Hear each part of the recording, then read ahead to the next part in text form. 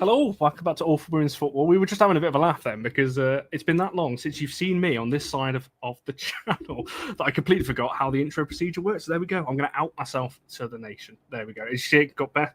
Rob, we're made to talk about everything that's on the thumbnail. As I said, WSL weekend, big weekend in the title race, big weekend at the bottom of the table as well. So we're going to get into all that and obviously talk a bit about the online conversation after a historic weekend in the main stadiums as well. So we're going to get into all of that just after this.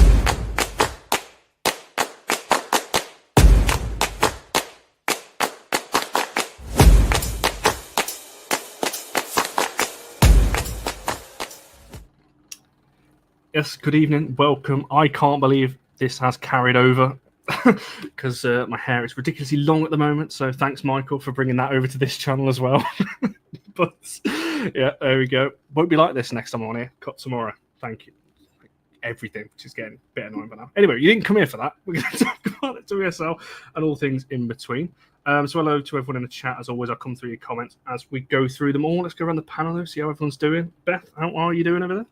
Hello, I'm very good, thank you. How are you? Yes, all good. This is a busy 7 days for me. Starting yesterday, this is probably the busiest 7 days.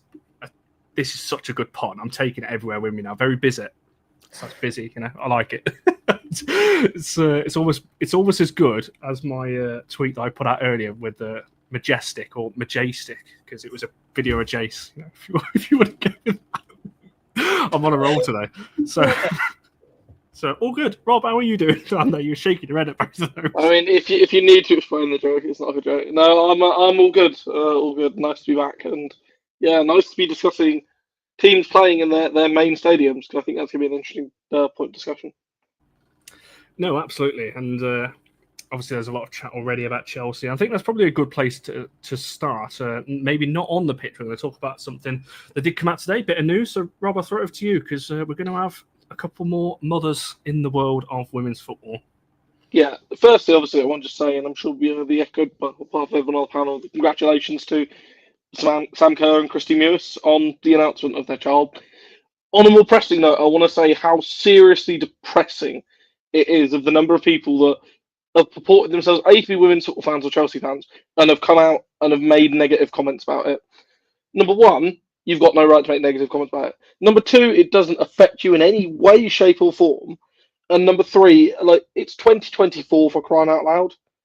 It's not a problem. It never was a problem, but in 2024 especially, you should be used to it by now. Just wait till I tell you about Sonia Bonpastor and Cami Abbott. Do you not realise that they're in a long-term relationship and got 4 children? Do you care about that? No, you don't. I expect none of you even really knew about that.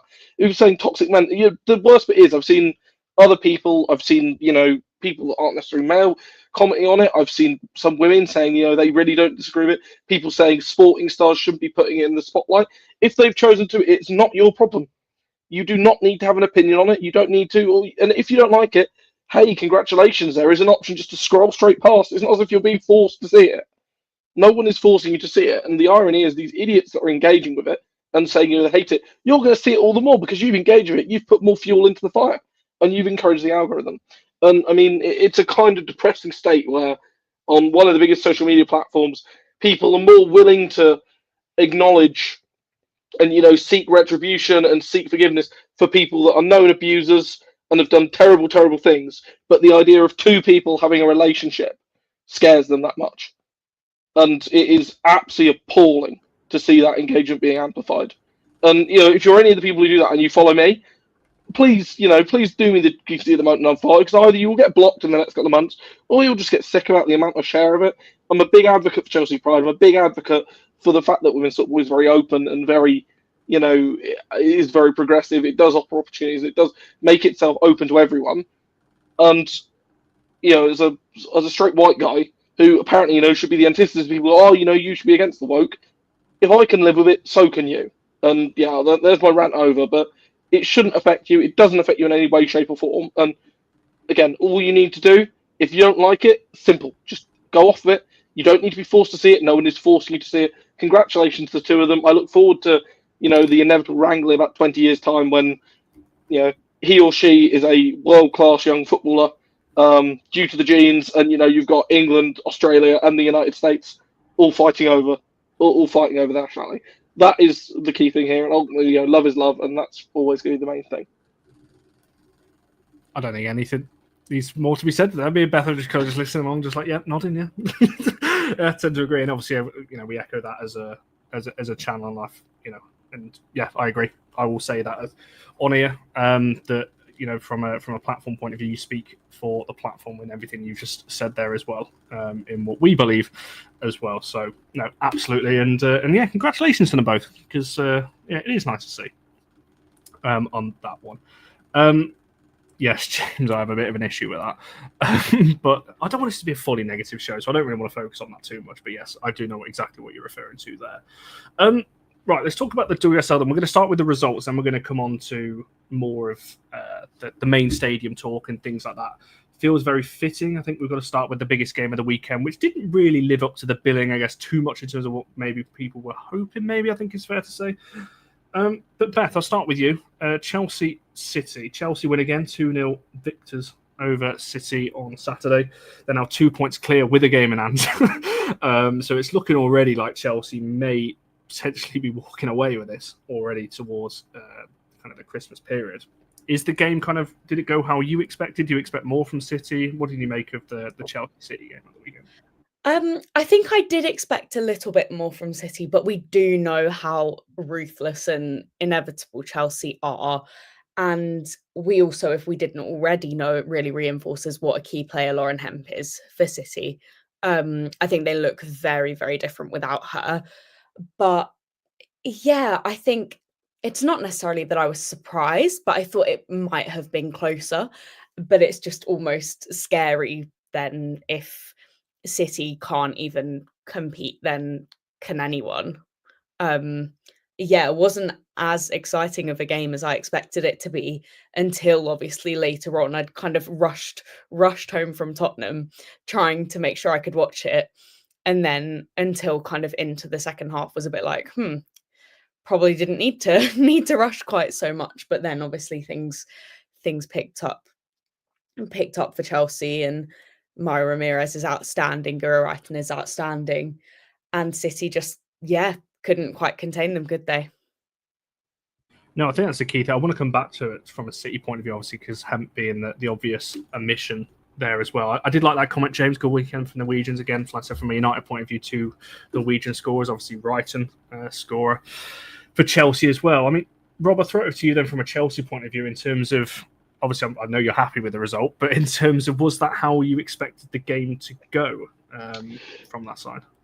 I mean, it's interesting because this was actually the weekend was quite special for me anyway, and it was the first game I actually took my new partner to the game, and I said to her, look, traditionally when we go and watch Chelsea women, certainly a lot of the games you'll see they'll dominate possession, you'll see a lot of attacking football. This is probably the best chance to see the most closest thing to a football match in terms of two teams being very even, and at half time, she turned to me and she said, well, it's really frustrating, isn't it? She is a football fan. But she was like, they're not really doing, both teams aren't really doing a lot. And in the final third, they're both making really poor decisions. And I think that's definitely very, very true. I think City's best chance in the first half came from, the wonderful through ball from Sandy Baltimore that set Bunny Shaw away. And I sort of briefly, had kittens at that one. But thankfully, I think it was sort of, a very, very even first half. Ultimately, I think Chelsea had two key things they wanted to really try and do. Number one is try and make sure that Bunny Shaw didn't get any chances to really get one-on-one against the defender. And number two, shut down Yui Hasegawa. When they played Hasegawa in the February game last year, she was outstanding. And Micah Hamano this time sat on her like absolute glue and just completely nullified her ability to get it. And I did think at the time, I thought that Hasegawa wasn't having the same level of influence on that game.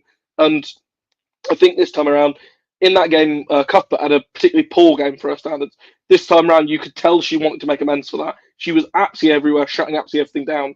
And I think Chelsea did handle Bunny Shaw really, really well. I think ultimately, I think a lot of credit has to go to Nat Bjorn because of the fact she was coming into it. Obviously, with Buchanan's ACL injury, you expect Bjorn will get a lot more minutes. She had a torrid time last year, I think, for Everton against Bunny Shaw. I think Shaw scored twice in that game, but she was just absolutely, tore her to bits, and I thought she handled her very well. And ultimately, I think Chelsea were always waiting for that one chance on the right? Someone asked about that Ramirez Shaw scuffle. It's one of those. It falls into the category of that I've seen penalties given for that, but I don't really want to see penalties given for that either. Either way, because they're two strong physical players, and like Shaw and Ramirez already get refereed differently, and the standard of what they can and can't do is different to other strikers. In all honesty, but I do think in that one, Shaw, the fact she went down so theatrically, I don't think helped her, even though there was some contact. But I think Chelsea really wanted to get that point where they isolated Shaw up against either Alana Kennedy or Greenwood. Not sure even. Ramirez isolated against Alana Kennedy or Greenwood. They got that one opportunity, and I think the telling thing was once Chelsea got that one opportunity, they took it and then put the boot on the throat. Because although it ended 2-0, they also had the effort where Ramirez went and rounded the goalkeeper. And to be honest, I thought she should have finished it right-footed. If I'm, being critical, she took it too late. There, Joanna Wrighton-Cannerid's effort. There was the Wrighton effort that just deflected just wide. There was the effort that led to the corner, that led to the second goal. They had chances, If Chelsea had ended that 3 or 4, they had the clear-cut chances to be able to do that. And I think that's what's scary about Chelsea is that you're talking about a game against City where you're looking at that, and I think most people expected to be settled by a single goal. And in reality, after Chelsea went 1-0 up, City never really even looked like getting back into it. No, I think that's a fair assessment from both of you, and I definitely want to come back to, because there's a couple of questions about individual players. I want to come back to that in just a second. In particular, obviously Ramirez and so on. I'm sorry, Erling, I've offended my Norwegian following. Yes, Frida did also score. And there's probably other Norwegians that scored over the weekend I've missed out as well, but they were the first ones that came to mind when I was thinking about it there. And I just thought I'd bring this up because this is a really nice comment that Emily just put in there as well about obviously all of us on the channel, whether that's on this one, the All United channels, or everything else, creating a safe space for a girl like me to enjoy. It's absolutely our pleasure to be doing these every single week, and we'll continue to do it. Whatever happens, we'll be doing this all of the time, that's for sure. Beth, I want to throw a question over to you, and I'm going to come to Rob on this one as well, because Sean put in there's no striker in the world like Ramirez, the agility, speed, power, and so on. And this is somebody we were just speaking about backstage.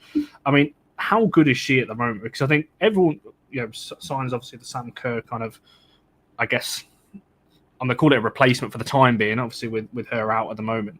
But she is, for me, becoming one of those players where she's actually undroppable at the moment with how good she is playing. I mean, that front three as a whole, obviously with Wright and Cannerid as well. What have you made of her this season? And obviously, in particular, this game, got the first goal and her overall game there. Yeah, I totally agree. I think obviously we know that Chelsea have this absolute formidable force of a squad, especially going forward. But Ramirez really is such a special player, and I do think Chelsea looked better, but they hadn't scored yet, and the momentum of the game completely shifted. I think once they did get that goal. And that really was largely down to her, of course, not only in the fact that she scored it, but the work that she'd put in. She's just relentless. She does not stop working so hard. I feel like she's one of those players that really plays for the badge and just is a joy to watch when it's not against your team, because she really is fantastic. And I don't know if she gets enough credit just yet, because obviously we do have a lot of good forwards in the WSL. I mean, just at Chelsea even, but I think she's got to be one of the best ones. And I don't know if I'm hearing kind of enough people say that, but yeah, I honestly can't speak highly enough of Ramirez. I think she's an excellent player, and fighting for a spot against her is almost an impossible task, I think, even for the best of the best. No, you make a lot of fair points, and I think someone just put in the chat as well. That's 10 in 13 in terms of goal involvements now in the WSL so far as well. And I think for her, as people know, people have probably watched me on this channel, on the WFC channel for years. They know my admiration for Gura Wright and how good she is on the pitch, but my attention's slowly shifting now to Maya Ramirez, because especially after watching her live, although I was incredibly frustrated bullying the United backline at Old Trafford at the last game of last season, I will probably go out there and say it now that I think you can maybe say that there's better players than her, but I think she's probably one of the toughest to play against. I think is probably what I would say there, because of just how she is, incredibly fast, and maybe you've got Sam Kerr as more of a clinical finisher. But I think if you ask defenders who's the hardest physical and game to play against, I think most would maybe say Mara Ramirez. I don't know. It would be an interesting question to ask. I mean, Rob, what have you made of her? This season stepping up into that role and just that Chelsea front line in particular, because James is not even playing right now. Kerr's out at the moment. Like, it's ridiculously good at the moment. I'll be honest. I fell in love with Ramirez 81 minutes into her debut when the fact on debut and after she had a pretty, quiet game against Crystal Palace, a cross came in and the first thought was, I'm going to backheel volley this into the net. And I was like, to do that as a world record transfer, I've seen plenty of across Chelsea men, and I've seen plenty of world record transfers or big money players like freezing the headlights. To do that on debut is just outrageous. And I think I think it's interesting. Someone mentioned that. I think she'll end up wide. I think in the longer term, Chelsea's best front three will be having, or maybe even you're talking best front four possibly, will be having Kerr as sort of the poacher, and then having Macario in behind, rotating probably, I think, with Lauren James. Then you'll have Wrighton on the left, and then on the right, I think you put Ramirez, because I think you've seen, again, late on, like against Liverpool, that late run that Ramirez did, when everyone else was tiring, just a burst, I think, around everyone, and then the composure to cut it back brilliantly. I mean, that should have been, I think it was Vika Kaptein, miss-hit the shot, but that should have been an assist. And there have been so many occasions this season where she's made brilliant runs and had ridiculous cutbacks, and I think it's right. I think Ramirez, people sort of expected her, I think, to come in and do okay. I think the fact of the matter is people forget how good Sam Kerr was at Chelsea. And like everyone assumed when she did her ACL that, that would be Chelsea struggling and they, struggle to find goals and they wouldn't have that player to lead the line, especially with Fischl out. And now suddenly you've got a situation where for the last year, like I even spoke to someone the other day and we were talking about best 11s and I said, oh, but you haven't even included Sam Kerr in there. And they're like, yeah, because somehow I've forgotten Sam Kerr existed. And I was like, I've never quite gone that far. But I do think, and I will still stand by it, and people hate me saying this and banging on about it. If Chelsea had Myra Ramirez fit for that second leg against Barcelona, they would have a Champions League trophy in the cabinet by now.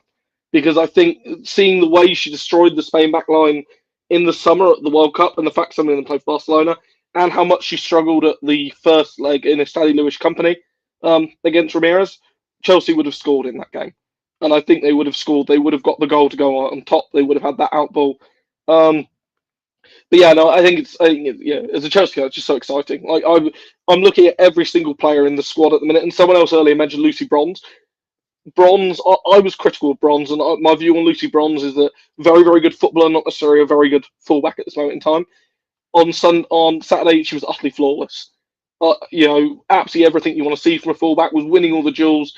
There was one particular moment I really, really liked, which was, I think, it was in the second half, and there was a loose ball bouncing, and it was Bunny Shaw, I think she went up against, and she ended up winning it, and Shaw did pull out of it, but 99 times out of 100, Shaw would have just gone in and clattered someone. And I like the fact she was more interested in winning the ball than worrying about getting clattered. And I think that's what you can always give credit to Bronze to. Whatever you think about her, she's not someone to shy away from something.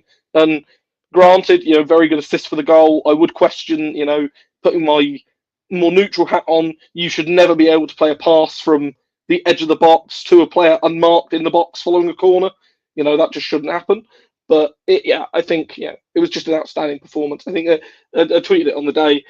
You've now got 3 games last year where Chelsea last year picked up 0 points and conceded. I said 10, but it was actually 9 goals. Scored 4. This year in the corresponding goals, they scored 7, conceded 1, and taken all 9 points. So they're actually now 9 points ahead on year by year than they were last year, and that should be terrifying. Oh, it is terrifying. I'm a bit tired of Chelsea winning the league. Sorry, Chelsea fans watching this, but I would like a different winner. Just to spice it up a little bit, or a bit more competition. And that kind of leads me on to my question for you, Beth. In terms of right now, as we sit on the 18th of November, can you see anyone beating this Chelsea team? Even for a one-off game, I would go as far as to say that at the moment, because I don't think Chelsea will go and beat. And I will say that I think Chelsea will lose at some point. But for the title, can you see anyone at the moment that can challenge it? Because everyone's saying City were the challengers, they were the challengers.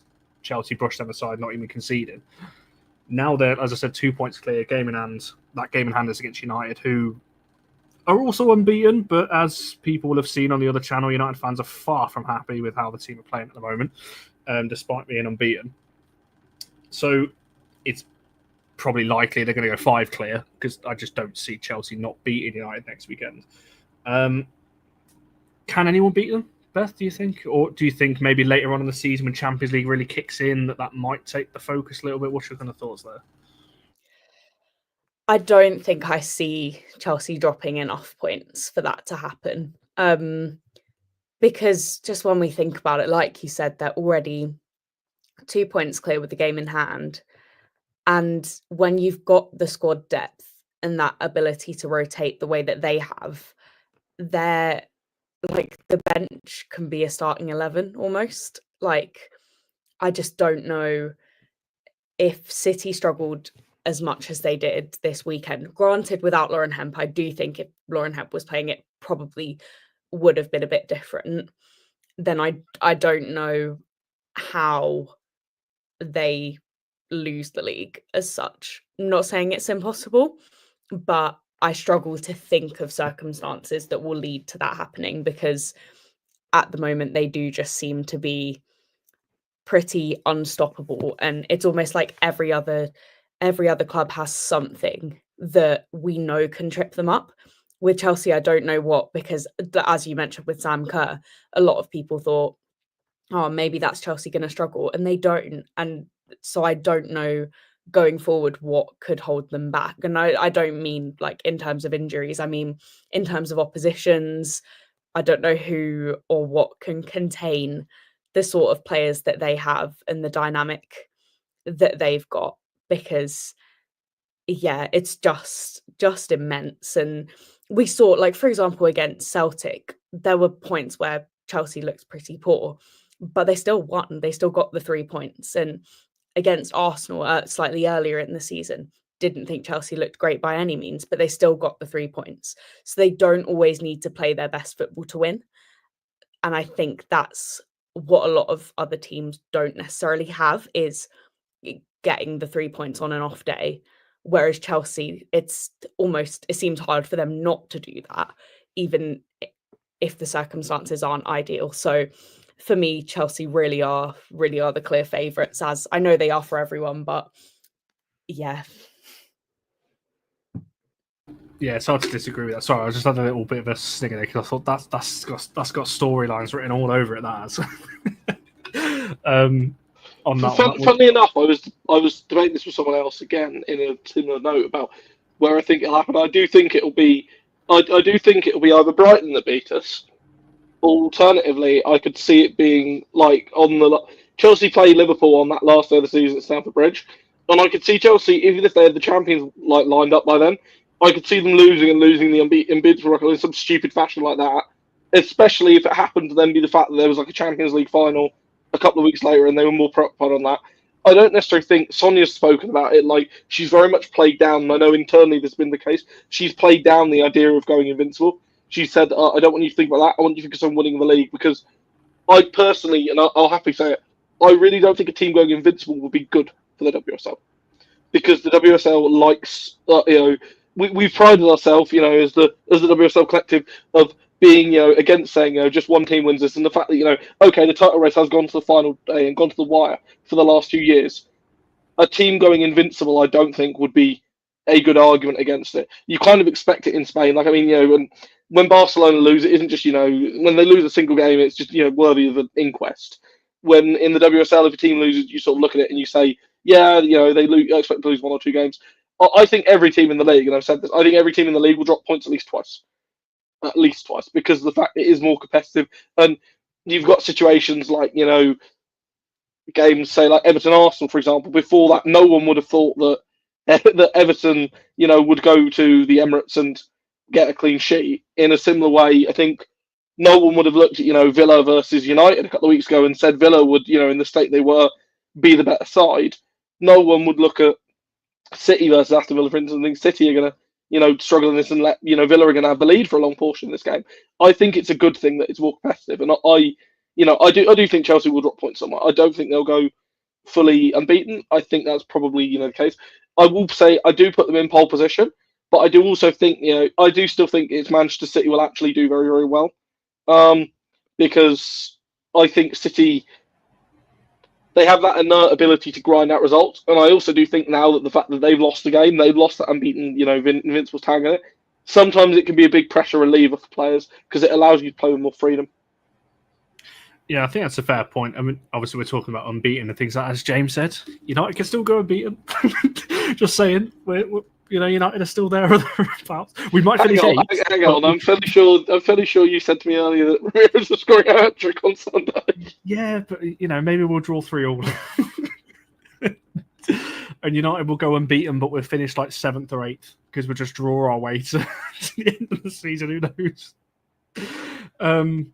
But yeah, no, I think you make a fair point. As I said, me personally, I think Chelsea will probably win it.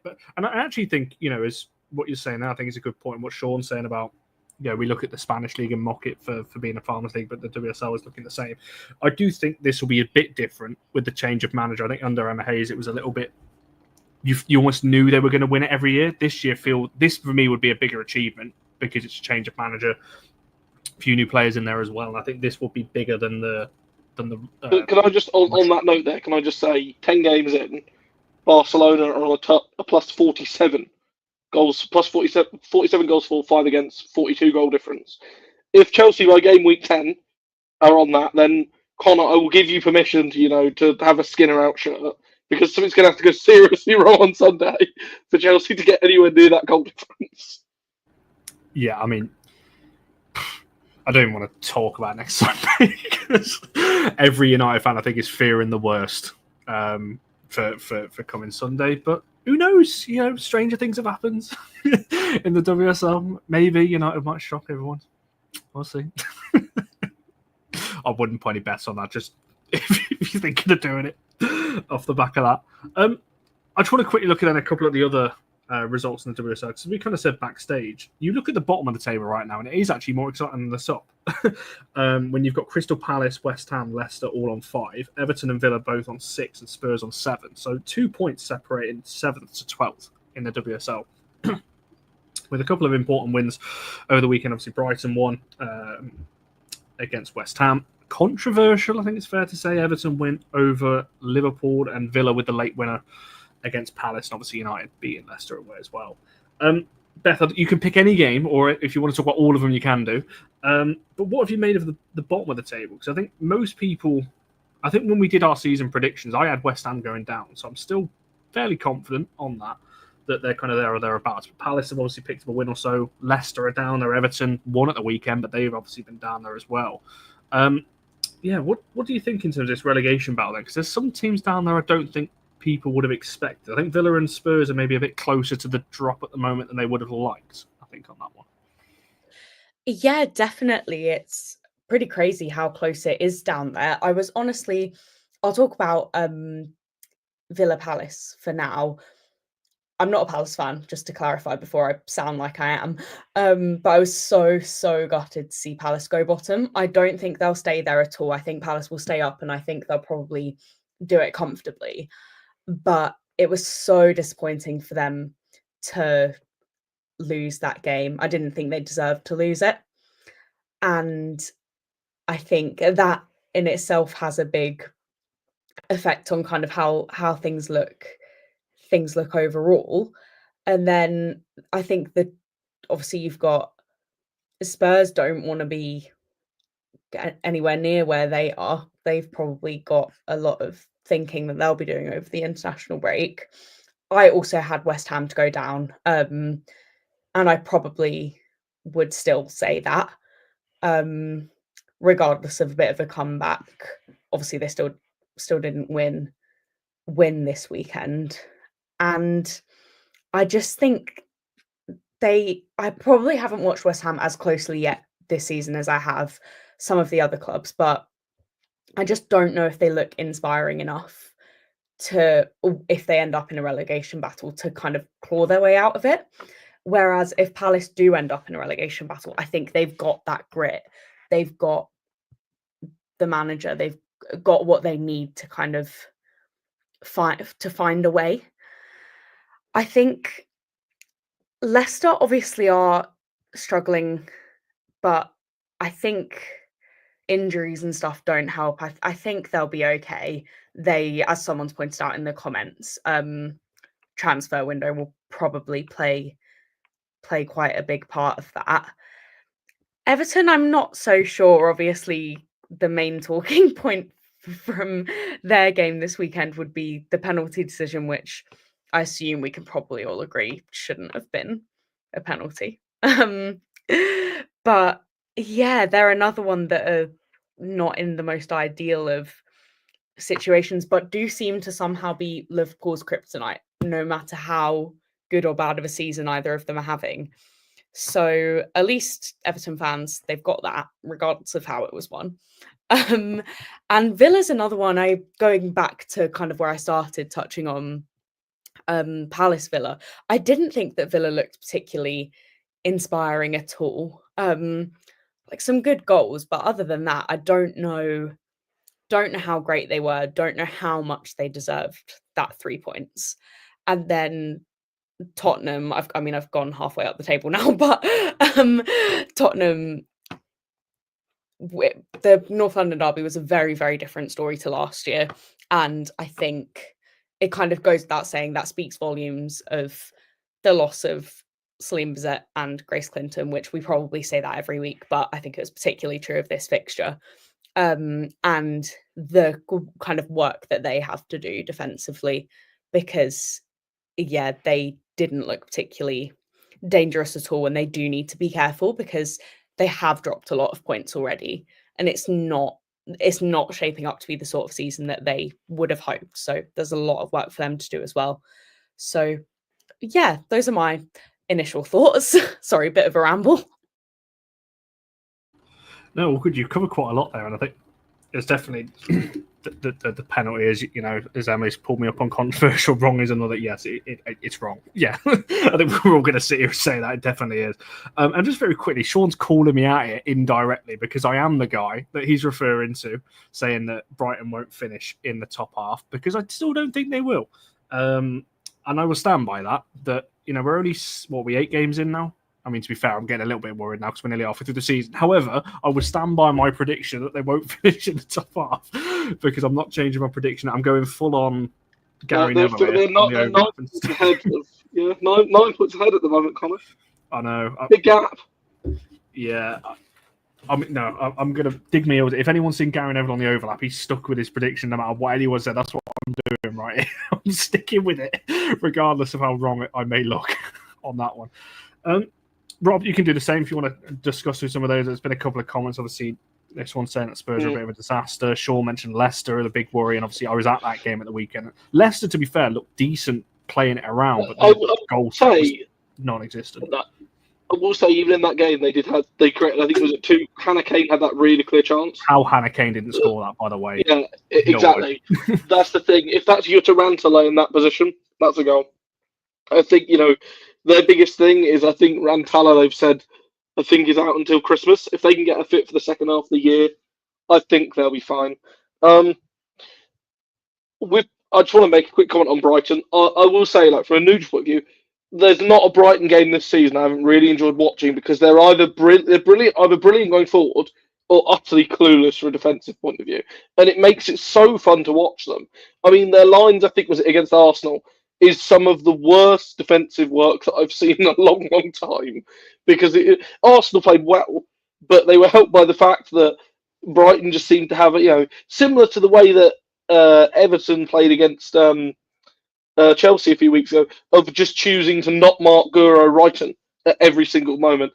For some reason, Brighton seemed determined to give Freedom Arnhem this 10-yard of space at all times. But at the weekend, they were really good. And I want to give credit to Frank Kirby. 101 goal contributions now in the WSL. For me, probably, putting my bias Chelsea hat on 20%, probably the player of the last decade for me across the WSL, for the longevity and the consistency in performance. So happy to see her play consistently. Not going to enjoy when she inevitably does score against Chelsea, but will grudgingly probably, grit my teeth and maybe give it one clap. Because Chelsea will hopefully be 4 or 5 up at the time. No, but I think it's a really interesting thing, the relegation battle. I actually think Crystal Palace are exceeding a lot of expectations at the moment, although they are bottom. I've watched them in a lot of games, and there haven't been many games. The only game where they've really been, I think, comprehensively outclassed, and they've looked really all at sea, was against City, and the second half against Chelsea. Every other game I've watched them, they look like they can give someone a game. I think they'll cobble together enough points. West Ham, I am concerned for, because there just isn't really enough in the tank there. I would really actually quite like, again, I'm sure Liverpool fans won't enjoy this, but I would quite like Everton to stay up because I actually quite like Brian Sorensen. I like the fact that he doesn't shirk away. I like the fact that he does actually doesn't try and blame it on other stuff. He just admits we're in a difficult situation. They've had tough injuries. That said, I do think Liverpool were unlucky. 99 times out of 10, 99 times out of 100, they probably get at least a draw from that game. The penalty decision, I mean, it's just in the long line of awful refereeing calls in the WSL, and you're kind of just used to it every single week now. But I think it's actually good that we're getting a proper, I don't want to say a proper relegation battle this season, but like last year, I think it was, there were two teams that were cut adrift at the bottom by Christmas, and it was like, well, one of them are going down, and it's just whoever beats each other in the same game. Whereas this time around, I mean, something really controversial I'm going to say here, with the run of form that they're on, and the way they're playing and the way they're leaking goals, Tottenham could easily get dragged into this situation. They were a few years ago. There are players in that squad that are there, and at the moment they look, again, as we said, they lack Clinton's composure in the midfield. They haven't replaced Clinton adequately. I think that Maitan, who they brought in from Real Madrid, is injured at this moment in time, and she was sort of meant to be the replacement. They haven't replaced Bizet's creativity. I think Jess Naz at the moment is one of those players that I look at and I'm sort of almost wondering, like, when are you going to pick the game up by the scruff of your neck? Because I think she turns 24, 25 this year. You'll talk about her as being one of the star players. You want to see her really, putting a foot on the game. And there are games like, not necessarily the North London derby, but games where you're looking at them and thinking, you need someone to really put a foot on this game and put a stamp on it. And she's just not really doing that. I mean, they have scored 12 times, which I think, does put them, but that's only one more than Manchester United. And everyone's saying United are having troubles from an offensive point of view. So I don't think that, I don't know, they concede so many goals. I could just see them being dragged into it. And also the fact they're on such a poor run of form. Like, confidence plays a big, big thing. So that's mine, inevitably when they're finishing like comfortably in seventh, I look forward to someone clipping that and sending that to me. I think, I think it's good that we're getting a relegation battle, but I do think that, realistically, Villa are going to be fine this year. They just need, as someone else said earlier, they need to stop playing Daly in the bloody number 10 position. Like, I feel sorry for Daly. She is a centre forward and a bloody good one, and I think she played really well up front with Gabby Nunes. She's never professed to be a number 10, and her passing ability isn't up to scratch. It isn't like a Miedemar, for example, where you can stick her in behind and she's got that passing ability. Daly is a very, very good footballer and a very good centre forward, but she's not she's not a number 10. Everton, like I said, Leicester are the one I am really concerned for, because I think if Rantalla's not there, there's not many goals in that side, and they do leak them. So I could see them being dragged into it. And I would quite like Palace to stay up, just because it's a more interesting name, it's a newer name, and I actually think compared to the way, with the greatest respect to Bristol City, they're making a damn sight better fists of it than Bristol City did last year, and you have to respect that. Well, someone made the point to us before that I think Bristol City only picked up, was it 6 points of the whole of last season?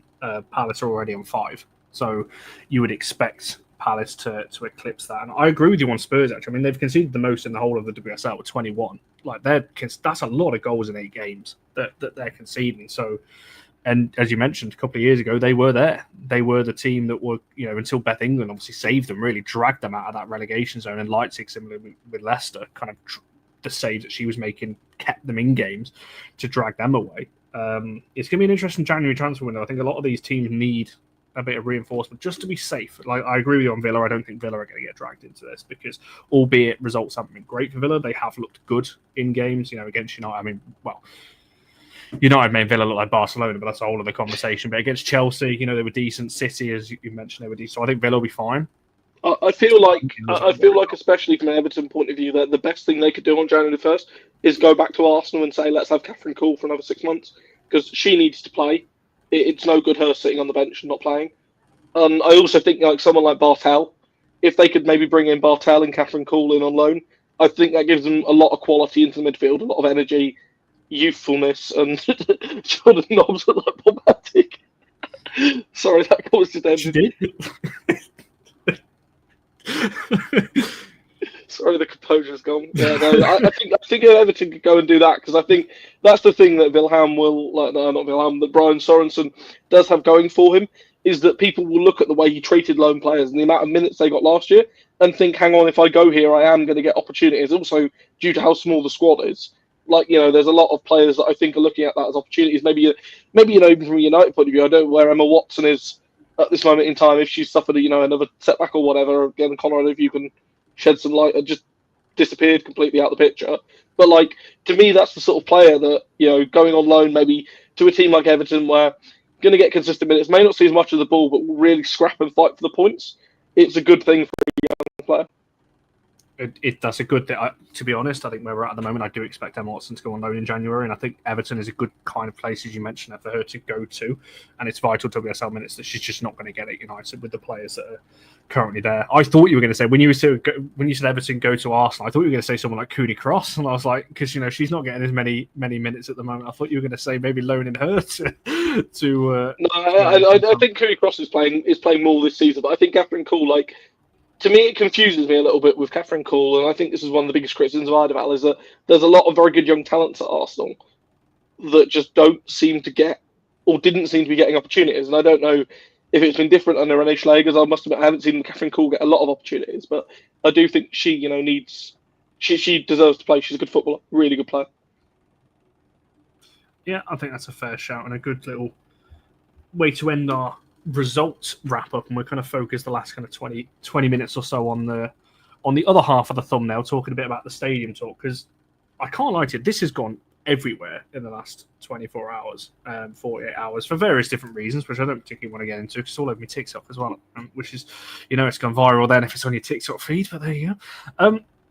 Obviously, as we said at the start, obviously a historic weekend with all of the games in the championship as well, being in the club's main stadiums this weekend. Beth, I think the first question I've got for you in terms of when you think this is going to become the norm, because obviously it's seen at the moment as we get a weekend like this where they're playing the main stadiums as a big event. This is the big thing.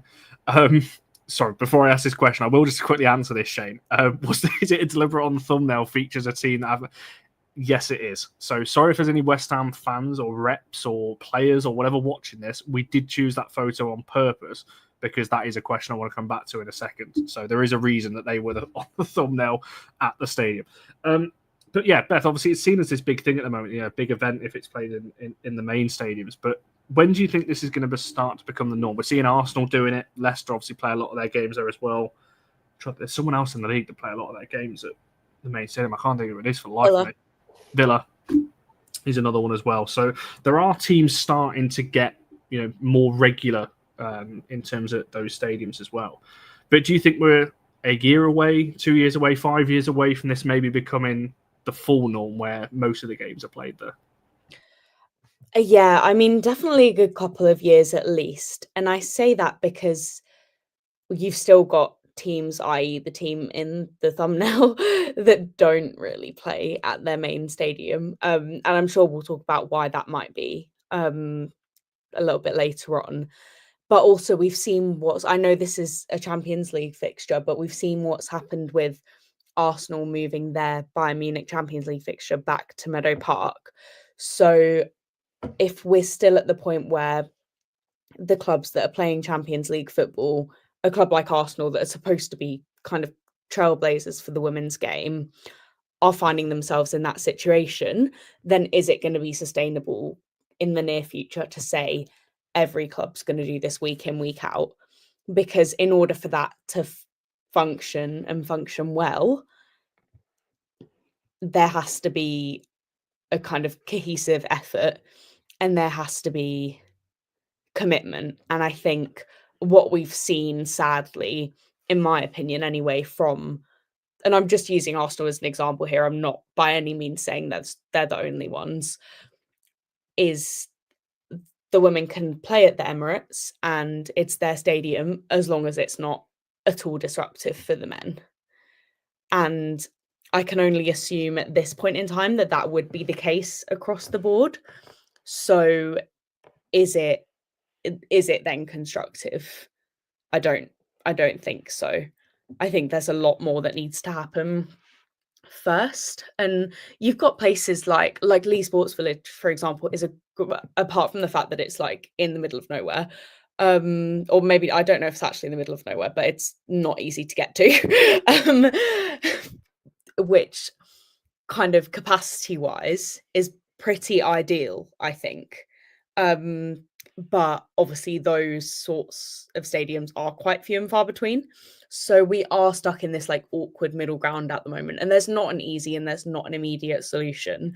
But as with everything, it's kind of sustainability over speed, in my opinion. So that's not to say that we shouldn't be working towards making this happen. We should, but so there we go. It is in the middle of nowhere. I just think that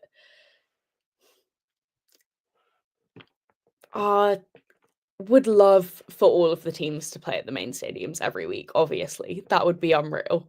North London derby at Spurs Stadium was great.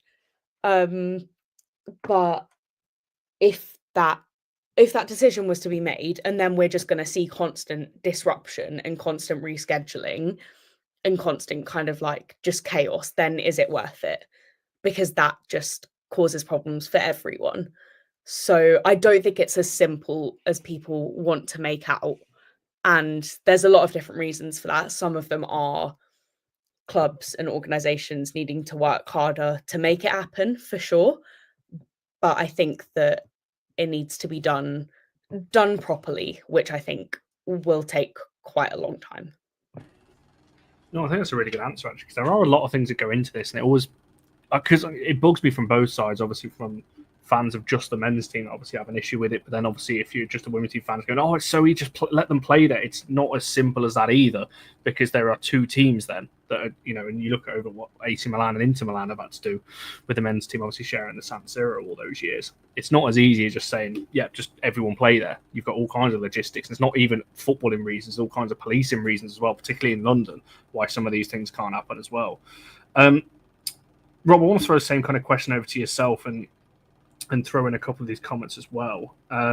Because, as some of these comments are saying, like, as a United fan, me personally, I would rather play at the moment at LSV than Old Trafford because, one, the atmosphere is better. Two, I just prefer LSV, maybe just old school, I don't know. I just prefer it there than Old Trafford. Also, we don't really have a great record at Old Trafford, particularly against the top teams, but we don't need to go into that.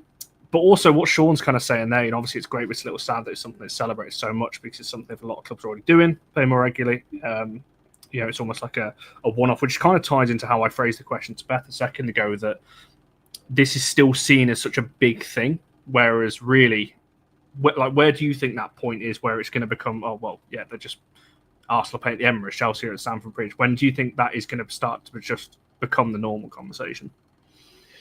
To me, my view on this is sort of a bit like where Brighton sort of fall on this, is I always think you need a bit of a halfway house for it. I think certain teams need larger stadiums that aren't necessarily their main stadiums to play some games. Because I think, for example, you could start selling, let's say 10,000 sort of for a WSL game quite easily. But I still think you're going to struggle to get 40, 50, 60 in consistently for games, especially for Champions League games in the group stages. I know Chelsea have capped their Champions League group stages due to the policing requirements. I know Arsenal, they've done very well with attendances, but even they've struggled to get the Champions League numbers up. I think I saw that, Hammarby have got the highest attendance, and obviously that's because of the nature of how they don't see the club as being men and women. They just see it all as one club. And I think that's more where teams need to start going in that direction and stop separating it. Again, I agree on that. Men's grounds are easy to get to.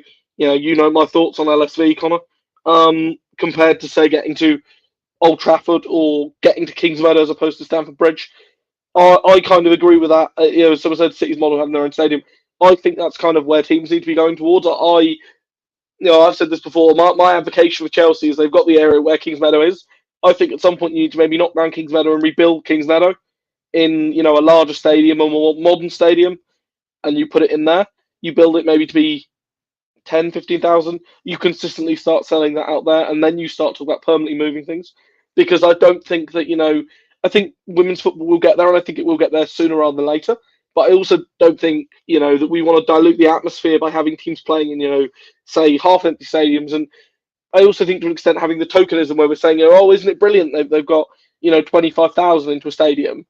in reality, we're then still saying that's 15,000 below, say, the 40k capacity, or they got 40,000 in 6,000 seat stadium. It's great growth, but it doesn't need to be forced. And in terms of how big is Kings Meadow, it's I think 5,063 at max capacity, but that is depending on. I think that's including standing. I think it's 4281 if they're not doing full safe standing. But yeah, that to me is where the next step I think is. To be honest, is trying to consistently grow out those biggest things. And yeah, I personally think that is true. Having a massive stadium look partially filled, I think it looks, it adds more fuel to the fire. People saying, "Oh, they're just not interested in it." Whereas in reality, if you see like a packed out, roaring Meadow Park or LSV or Kings Meadow, you get a better atmosphere and you get a better thing. I will say at the weekend, Chelsea have done, and I have to give credit to Blue Flags 92, the Chelsea group that have designed to try and improve the atmosphere at Stamford Bridge. The atmosphere at Stamford Bridge on Saturday was quite good. The atmosphere last year against Arsenal was immaculate. One of the best atmospheres I've been in. But at the majority of the games, you will get a better atmosphere in the tighter, more compact grounds just because of how they are. Yeah, I tend to agree with that as well. I think it depends on your personal preference as well, because obviously you were talking about Kings Meadow there, and I know we've had this conversation, but me as a travelling United fan, obviously I've just sat here and said that I prefer LSV to Old Trafford, but me as a travelling United fan to Chelsea, I prefer Stamford Bridge to Kings Meadow, just because of how it's so, for me, it's easier to get to than it is Kings Meadow, because I mean they're both kind of in housing estates, but Kings Meadow, literally, because I drive everywhere, it is one of the worst grounds, if not the worst ground for me to get to, because of the lack of parking and just where it is. So I do prefer Stamford Bridge in that case because of just, and to be fair, Stamford Bridge is away end, I will say, proper old fashioned. I like it in that corner, standing section as well. It's brilliant.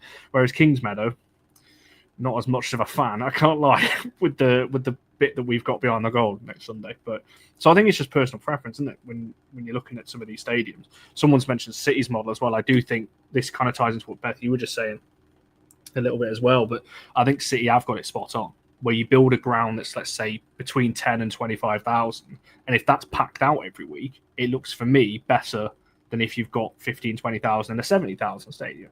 Because it is packed, you get a better atmosphere and everything like that. Someone made a comment that Palace played a few of their games at Palace Park as well. They have indeed. Although during the Chelsea game, the microphone was a little bit close to the fans because it got picked up quite a few times, didn't it? With some fans swearing, which I found quite funny watching that on Sky Sports at the time. Yeah, I will say that Chelsea game, I think also the Palace game, it didn't really help them in that was Chelsea's first away game of the season, and I think it ended up being a case of more Chelsea fans than Palace fans, which I also don't think necessarily looks good. I think this is I think it's great that we're starting to see more away followings in the women's game. But what I don't really want to see, and this is my other concern with bigger stadiums, is like having situations where, say, you have an away following designated, but then also you've got, say, like 1,000, 2,000 home fans or away fans in the home end. Because, Connor, we've had multiple discussions on this before. Nothing infuriates me more than people go, I don't want people attending matches that are neutral, but when you're attending and you're wearing, like, an Arsenal shirt and a Chelsea end or whatever, my very somewhat draconian view on this is, like, in the men's games, you just wouldn't be allowed in. I think in order to start building up the rivalry, you need to start doing that. And neutral colours are fine. If you want to, come as a Chelsea fan and go to an Arsenal Champions League game because they're playing someone good and you want to enjoy, decent football, fine. But go along as a neutral. Don't expect to go along as a Chelsea fan. I think be treated in the exact same way. I don't think it needs to be like a men's. Yeah, it needs to be like a men's game. It needs to be more like a men's game in that regard. Yeah, no, I tend to agree with that. I don't understand why people do that anyway, to be honest. I know there's a lot of online discourse about that too, which we won't go into. But I'm going to swiftly move on. Beth, over to you. And it was kind of referenced at the start, obviously, why I brought this up at the time. Deliberately, obviously, chose the West Ham photo because there was an incredible level of irony I felt with West Ham posting this photo, team photo with the women there, and I thought, yep, great team photo, but it's in the London Stadium, where obviously the men play, the club's main stadium at the moment. But West Ham women, I believe, have only played once there, and that was years ago. They're one of the only teams that have not played there in recent years. What I don't even know what the question is in terms of, like, why do you think that is that they're not doing it? But equally, I mean, do you think it is as bad as maybe it looks from the outside? From a fan perspective, looking at it as to that they're not doing it, and also the fact that they then pose their photo in front of this stadium that they're not actually playing the women at. Yeah, I mean, the photo did make me cringe a bit because it's just like, oh, really? Like, they're not quite helping themselves in the sense of the way people are talking about it. West Ham don't own their ground, the London Stadium, so I assume that contributes. However, I don't think that's an excuse. The women should be playing games there 100%. That's not at all an excuse, but I assume it is a factor that has to be taken into consideration. But at the end of the day, regardless of who does or doesn't own the stadium, they do need to be having the women play games there, because the fact that they've not played there in what, 4 or 5 years is, I think, is crazy. And no other club is in that situation in the WSL. So that does need to change. I'm unsure how that changes because it is something that's been spoken about for a while now, and we don't seem to be hearing any inkling of a game at the London Stadium for West Ham, as far as I'm aware. But I think in posting the picture, I don't know, maybe they were trying to make it look better and say, oh, we do want the women at the stadium, but it doesn't come off that way at all when we all know they're not playing there. It just looks like a really kind of dire attempt at either trying to kind of make things look a bit better or just being really like tone deaf. Either way, not a great look.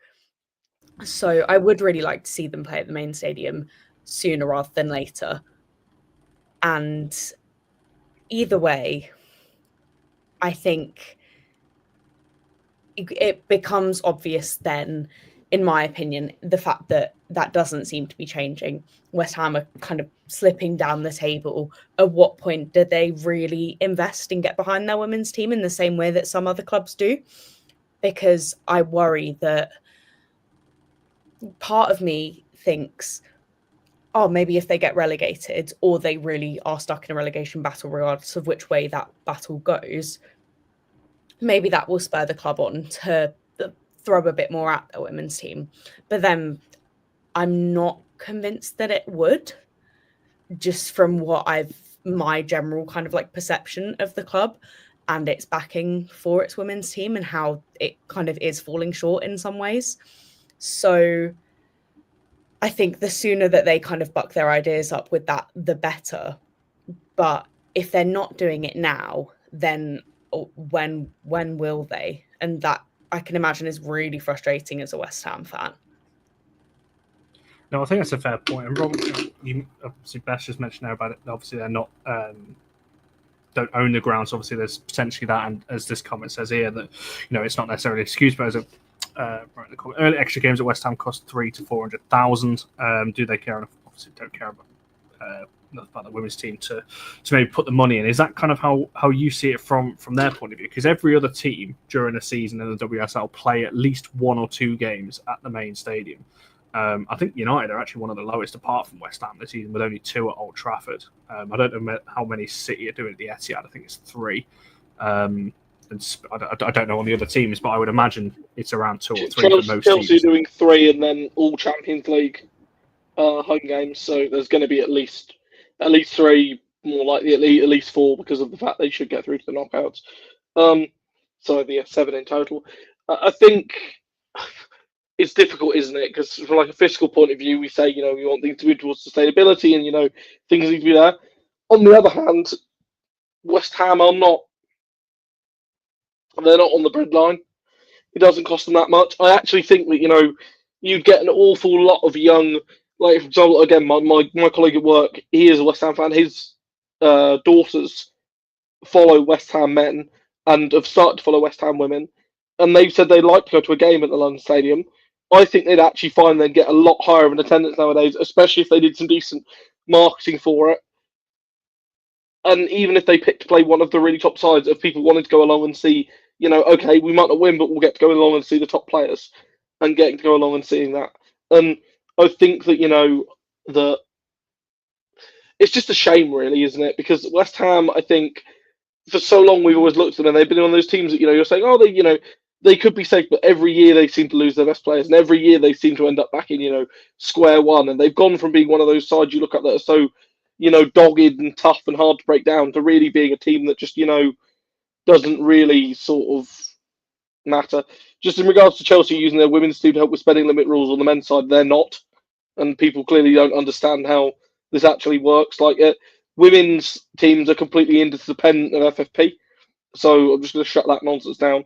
But I do think that with West Ham, it's a shame, because I do feel that if they do go back down, and they do go down, it could take them an awful long time to get back up, and it would be a shame to lose a side that they are a big club. They are a historic name in men's. They are historic. They've been in the women's game for a long time now. They've had some unbelievable players coming through at the club, and they just haven't really treated them, with the reverence that they deserve and with the respect that they deserve, and given them the funding.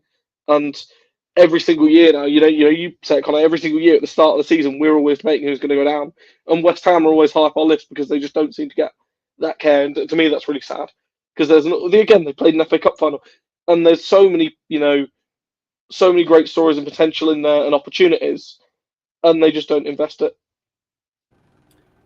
Yeah, it's kind of a sad way to wrap this up. But I do agree, and I think when you're looking at West Ham in particular, I picked them to go down for a reason, because I just don't think they're going to invest enough, and I just don't think there's that focus on the women's team. Whereas other teams, maybe the focus isn't fully on the women's team, but the base is already there of a squad that can compete higher up in the table. So it's kind of masked a little bit from that point of view when you're looking at it there. So yeah, I agree with both. I think we're probably a couple of years away, going back to the original question, in terms of making this a norm. I don't think it will ever be the full norm, if I'm being totally honest. I don't think it will ever be the case where they both share. But I do think there can be some kind of thing. I think with United moving the women's team closer to Old Trafford, obviously it's looking likely it's going to be a brand new stadium for the men anyway.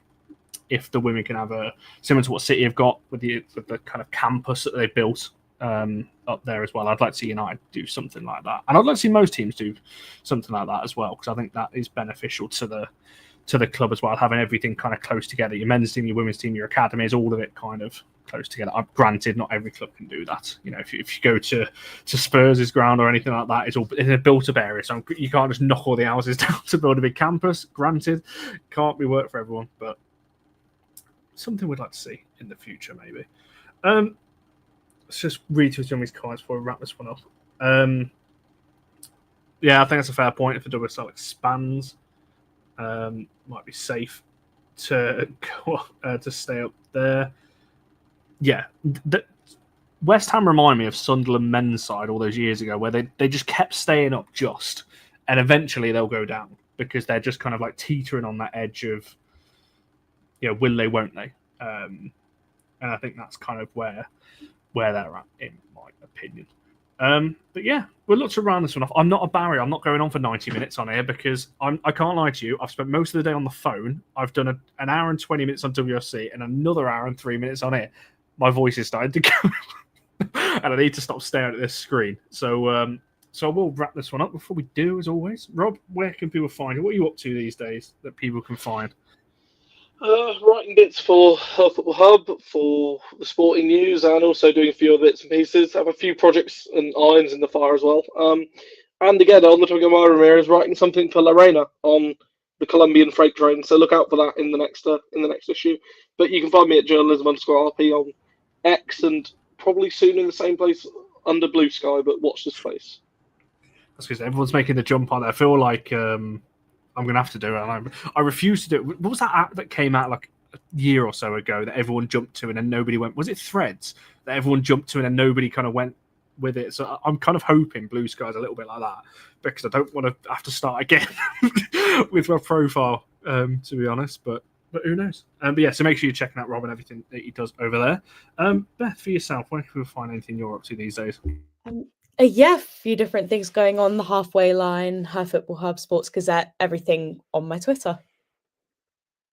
There we go. Make sure you're following all of those kind of things as well. And it's a good little place to end this, because I said this on the WFC show. For those of you who would have seen, the Football Content Awards is on Thursday. And what Beth just mentioned there, the Halfway Line is also there. I'm obviously going from an All United WSC point of view and an All for Women's Football point of view, because this platform is also there as well. So 3 different outlets to look out for in that category. So as I said on the WSC show, for anyone who nominated this channel, voted for it, I know the voting closed a while ago. We appreciate it. And yeah, as I said, as I just said on WSC, whatever happens Thursday, it's not going to make a difference. We'll still be back next Monday doing exactly the same because we love it and keep doing. I don't know who's on next week. It might be you, Beth, that's hosting next Monday potentially. But we'll see. See, Rob's laughing because I'm so unorganised at the moment with my show scheduling. I leave the other guys to that at the moment. I've got far too much going on to deal with all of that. That's quite something. We might lift a trophy at Tottenham before Tottenham do. Because for people who don't know, that's where the awards are on Thursday. And yes, Michael, as I said, I'm hoping Michael is saying I look like Elvis pre-1972, not after 1972, because the latter years of Elvis were, maybe not his best years. So I'll go pre that. I'll say that as a compliment. Anyway, make sure you like this video and subscribe it if you're new around it and enjoy what we're doing. Barry will be back, I'm sure, on Wednesday with his lower league lingo. We'll be back next Monday discussing all of the hot topics around the world of women's football. Have a good week all. Stay safe out there. We'll see you guys in the next one.